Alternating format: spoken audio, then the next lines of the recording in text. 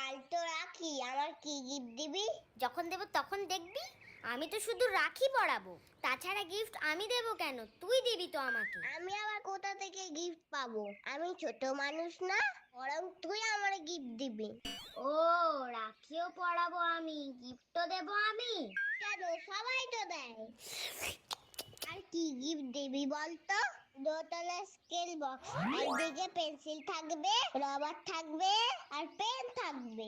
বক্সের উপরে শার্পনারও থাকবে, আর একটা লাইটও থাকবে। লাইটটা যেন আবার জ্বলে। আর এমন ভাবে গিফটটা দিবি না আমি জানতেই না পারি, আমি যেন সারপ্রাইজ হয়ে যাই। হ্যাঁ, এ কি আবার সারপ্রাইজ? শোন, এই রাখিটা বেঁধে দিয়েছি, খুলবি না, এতে অনেক শক্তি আছে। তাহলে কি আমি শক্তিমান হয়ে গেছি? হ্যাঁ, এবার তুই আমার গিফটটা দে তো। আচ্ছা, দাঁড়া দাঁড়া, হাত পাত। এটা আবার কোনো গিফট হলো? লাগবে না আমার এই গিফট, তোর গিফট তুই রাখ।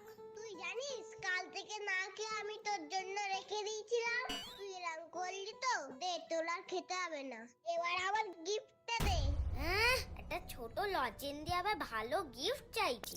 এই গিফটটা আমার, আমি আর তোর দেব না। তুই তোর পছন্দের লজেন খাগে যা। না, তুই আমার জন্য এনেছিস, আমাকেই দিবি। না, আমি দেব না, এটা আমি পছন্দ করেছি, এটা আমার গিফট। দিবি না মানে? দেখবি দেখবি